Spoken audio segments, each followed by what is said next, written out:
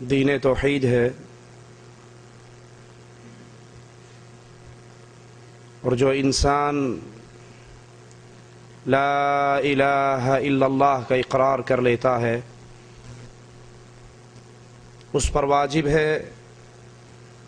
کہ وہ توحید کا عقیدہ رکھے اور شرکی عقائد سے اپنے آپ کو بچائے۔ لا الہ الا اللہ پڑھ کر اہل ایمان کی جماعت میں شامل ہونے والے پر واجب ہے اخلاص کا عقیدہ رکھے اور نفاق سے اپنے آپ کو بچائے، سنت کا عقیدہ رکھے اور بدعت سے بچائے، کیونکہ توحید، اخلاص، سنت یہ وہ عوامل ہیں جس پر عمل کرتے ہوئے انسان ہمیشہ کے لیے اللہ کی جنتوں کا وارث بن جاتا ہے۔ اور شرک، کفر، نفاق وہ خطرناک بیماریاں ہیں کہ جن کے حاملین دہکتی ہوئی آگ کا ایندھن بننے والے ہیں۔ اللہ سے دعا ہے اللہ ہم سب کو جہنم کی آگ سے محفوظ رکھے اور اپنی رحمت سے اپنی جنتوں کے اندر داخل فرمائے۔ جو انسان عقیدہ توحید کو نہیں سمجھتا، اس پر عمل نہیں کرتا، اس کے تقاضوں پر اپنی زندگی کو گامزن نہیں کرتا، تو وہ شدید خطرے کے اندر ہے، کیونکہ مالک کا اعلان بڑا واضح ہے، اِنَّهُ مَن يُشْرِكْ بِاللَّهِ،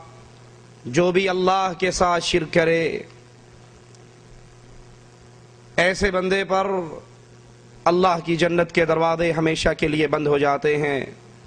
مأواہ النار، مشرک کا ٹھکانہ دہکتی ہوئی آگ ہے،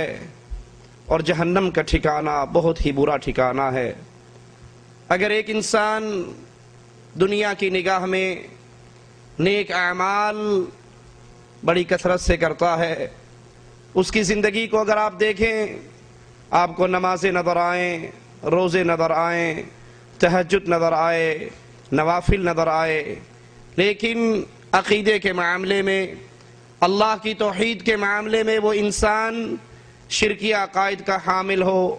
تو یاد کر لیجئے جس نے ایمان کو نہیں سمجھا اس کا کوئی عمل اللہ کے دربار میں قبول نہیں ہوگا۔ اللہ کی کتاب ہمیں یہ اطلاع دیتی ہے وَمَن يَكْفُرْ بِالْإِيمَانِ فَقَدْ حَبِطَ عَمَلُهُ وَهُوَ فِي الْآخِرَةِ مِنَ الْخَاسِرِينَ۔ جو انسان ایمان کے بدلے میں کفر کو خریدتا ہے، توحید کے بدلے میں شرک کو خریدتا ہے، اس کی زندگی کے سارے اعمال برباد ہو جاتے ہیں، اس کی کسی نیکی کی قیمت نہیں لگتی، اس کے کسی عمل کو ترازو میں تولا نہیں جاتا، اس کا کوئی عمل قیامت کے دن اس کی سرخروئی کا سبب نہیں بنتا، اور وہ ہمیشہ کا گھاٹا پانے والوں میں شامل ہو جاتا ہے، وہ ہمیشہ کا نقصان اٹھانے والوں میں شامل ہو جاتا ہے۔ اللہ کی کتاب ہمیں بتاتی ہے هل اتاك حدیث الغاشیہ وجوہ یومئذ خاشیہ عاملۃ ناصبہ تصلی نارا حامیہ۔ اے لوگو، اللہ کے قرآن پہ غور کرو، مالک کے احکام پہ غور کرو، قرآن کے آوازے پہ غور کرو۔ مالک عز و جل ہمیں اطلاع دیتا ہے کہ آپ کے پاس چھا جانے والی قیامت کی خبر نہیں آئی، اس دن بہت سے چہرے ذلیل ہوں گے۔ اے اللہ، تجھے تیری اسماء و صفات کا واسطہ ہے مالک، جس دن لوگوں کے چہرے ذلیل ہو رہے ہوں گے، اللہ اپنی رحمت سے ہمارے چہروں کو منور فرمانا، ہمیں ان بد نصیبوں میں شامل نہ فرمانا جن کو قیامت کی گھڑی ذلت کی گھڑی بن کے دکھائی جائے گی۔ چھا جانے والی قیامت کی خبر، اس دن بہت سے چہرے ذلیل ہوں گے، محنت کرنے والے، محنت کر کر کے تھکے ہوئے، نمازیں پڑھ کے تھکے ہوئے، روزے رکھ کے تھکے ہوئے، حج کر کے تھکے ہوئے، جہاد کر کے تھکے ہوئے، قتال کر کے تھکے ہوئے، مار کے لڑکے تھکے ہوئے، زخموں سے چور، لیکن یہ عمل، یہ نمازیں، یہ روزے، یہ حج، یہ جہاد، یہ قتال، یہ معرکے، یہ تمام اعمال قرآن ہمیں خبر دیتا ہے محنت کرنے والے عاملۃ ناصبہ تصلی نارا حامیہ، دہکتی ہوئی آگ کے اندر مالک ان کو داخل فرمائے گا۔ اللہم لا تجعلنا منہم ولا معہم۔ یہ عمل برباد کیوں ہوئے؟ یہ عمل ضائع کیوں ہوئے؟ یہ عمل میزان کے اندر وزن کیوں نہ پائے؟ کیونکہ انہوں نے لا الہ الا اللہ کو جانا نہیں، سمجھا نہیں، اس کے تقاضوں کو مانا نہیں۔ اللہ کی توحید، اللہ کو اس کی ذات میں، اس کی صفات میں، اس کی عبادت میں، اس کے اختیارات میں تنہا اور یکتا مانا جائے۔ جو حق اللہ کا ہے وہ کسی اور کو نہیں دیا جا سکتا۔ وہ اپنی ذات میں یکتا ہے، وہ اپنی ذات میں تنہا ہے، وہ کائنات پوری کا نظام چلانے والا ہے اور تنہا پوری کائنات کا نظام چلاتا ہے۔ قل هو اللہ احد، وہ ایک ہے،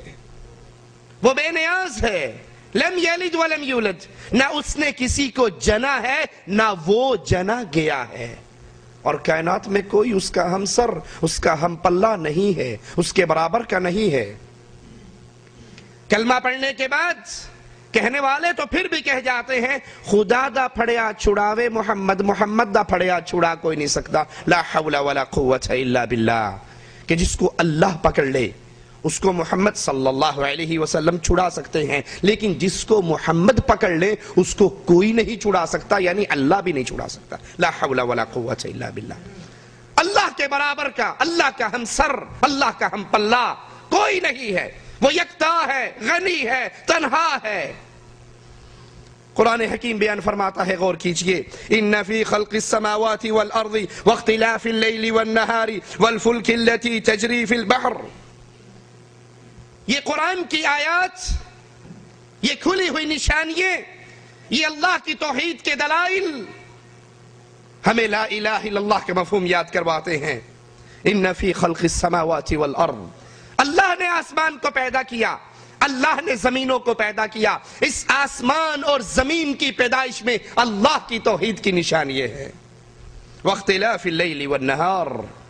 دنوں کا آنا اور جانا، عدل اور بدل، یہ دن رات کا ایک دوسرے کے پیچھے چلنا، اس کے اندر اللہ عز و جل کی وحدانیت کی دلیل ہے کہ کوئی ہے جو اس نظام کو چلا رہا ہے، اور اس نظام کے چلانے میں وہ یکتا ہے، اکیلا ہے، تنہا ہے۔ والفلک التي تجری فی البحر بما ينفع الناس، سمندر میں کشتی چلتی ہے، لوگوں کے فائدے کے لیے چلتی ہے، لوگوں کا سامان لے کے چلتی ہے، اس سمندر کے اندر اس لکڑی کو پانی کے اوپر چلانے والا، اس کی حفاظت کرنے والا، اس کو ساحل پہ لگانے والا کوئی ہے جس کی وحدانیت پہ ایمان لانے کا حکم ہم انسانوں کو دیا گیا ہے۔ وما انزل اللہ من السماء من ماء، اس آسمان سے پانی برستا ہے، اس پانی کو برسانے والا تنہا اللہ، اس بارش کو برسانے والا اکیلا رب، اس بارش کو زمین پہ اتار کر فَأَحْيَا بِهِ الْأَرْضَ بَعْدَ مَوْتِهَا، اس مردہ زمین کو زندہ کرنے والا، اس سے انگوریے پیدا کرنے والا،